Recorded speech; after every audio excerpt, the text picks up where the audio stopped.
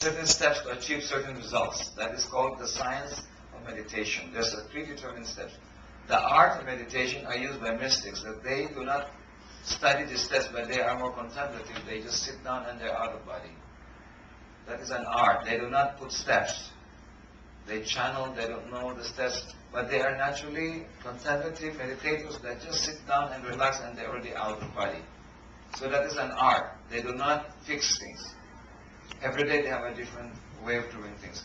But if you say it's a science, that just be free is a meditational science, because you have a predetermined steps that you will follow and you have a predetermined result that you will achieve.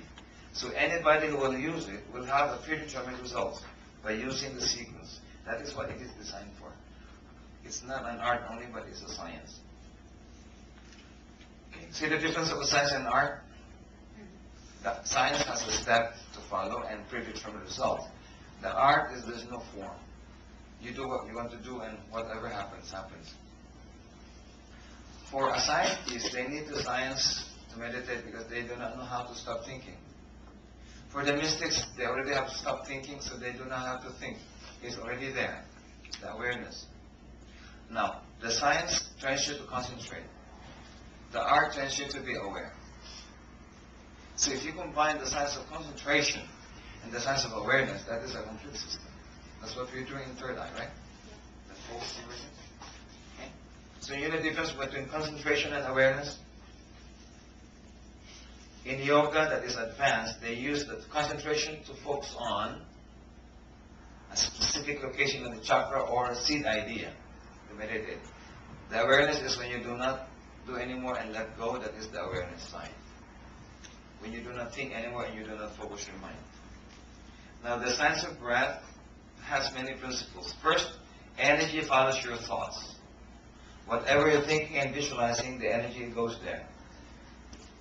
So by thinking of something, by thinking of a chakra or energy center, you are focusing the energy to go there and to activate. By focusing on your navel, the energy goes there. By focusing on your heart, the heart energy goes there. By focusing on the top of the head, the energy goes there. By focusing here in the mid-brow area, the energy goes there. So if you concentrate, energy goes where you focus, like an attraction of points of light. So when you switch on the mind, it activates the mind. When you switch on the emotion, it activates the emotion. So you can switch love on and off. Have you ever heard the principle? No. Most people do not.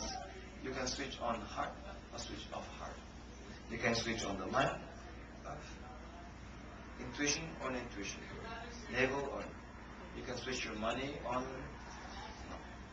and off. Okay. So energy follows your thoughts. So if you visualize that the energy goes to the ocean by extraction, this is what's happening to your energy.